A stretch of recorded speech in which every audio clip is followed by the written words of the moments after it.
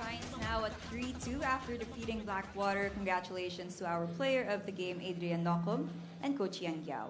Coach Yang, in one of your huddles, you acknowledged that this is Blackwater's best shooting night. After allowing them to shoot 56.5%, 68 points in the first half, how did you adjust your strategies come the second half that eventually created the separation?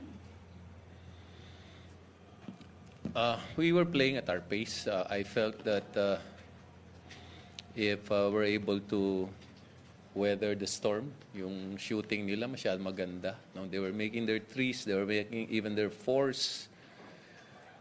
On ISOs, they were making their shots. Sabi ko lang, we were playing the pace that we wanted. Maybe in the fourth quarter, we'll be able to get a break. And true enough, we played better defense, in the second half, especially in the fourth quarter.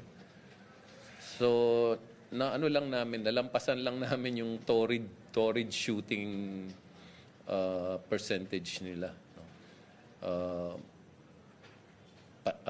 Patience, keeping the pace quick, working hard off the board so we can get out in transition. So sila Adrian put it on in the second half. Pero in the first half, I think we stayed in the game because of si Keith Datu. No? So kung dalawa lang, pwede lang dalawa yung best player, si Keith pwede rin. So it's a testimony to the patience of the guys and not folding up despite the torrid shooting of Blackwater. Thank you, Coach Yang. Adrian, nung nag-usap tayo bago yung laro, sabi mo wala ka pang nagugustuhang laro mo this conference dahil sobrang nakukulangan ka sa depensa mo. Pero ngayon, paano mo ba nakita na gumanda yung depensa mo at paano rin ito natulungan na kunin yung rhythm mo ulit sa opensa?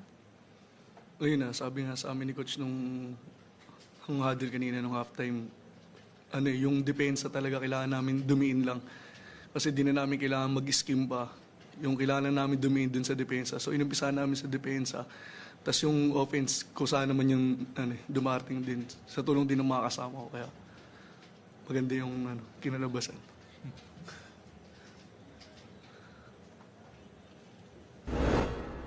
Thank you, Adrian.